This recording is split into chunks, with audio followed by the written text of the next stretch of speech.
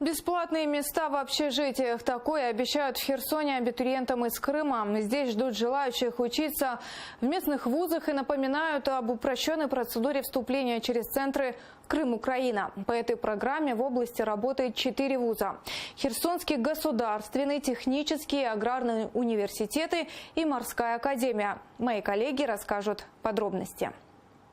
В общежитии Херсонского профессионального лицея связи и полиграфии студентов сейчас мало, поэтому это время используют для ремонта и наведения порядка. Заведующий общежитием демонстрирует комнаты, предназначенные именно для крымских абитуриентов, которые приедут поступать в херсонские вузы по программе «Крым-Украина». Мы можем предоставить вам вот такую комнату на 4 человека, которая укомплектована всем мягким инвентарем. Есть телевизор, есть холодильник.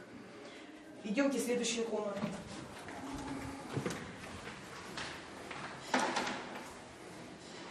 Пожалуйста, в этой комнате тоже у нас на 4 человека укомплектовано. На сайте Министерства по вопросам оккупированных территорий указано, что это заведение может предоставить крымчанам 10 бесплатных мест для проживания. На самом деле даже больше.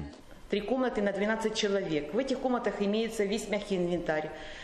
Также дети мы можем предоставить душевую комнату. Есть место, где они могут приготовить кушать.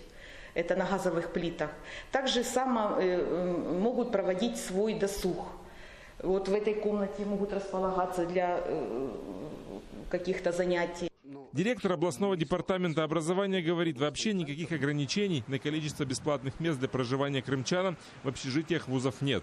Поэтому они могут смело приезжать, даже с родителями.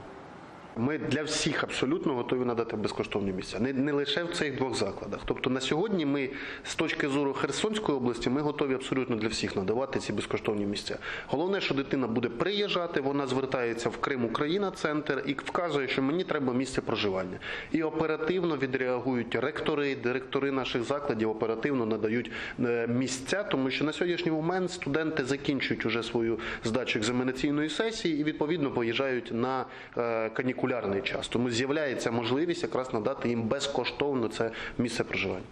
В департаменте призывают ехать учиться в Херсон и обещают, каждый крымский студент получит шанс на бесплатное обучение. По 168 прошлогодним крымским абитуриентам это обещание уже выполнено. Роман Спиридонов, Евгений Кучеров, Заман, АТР.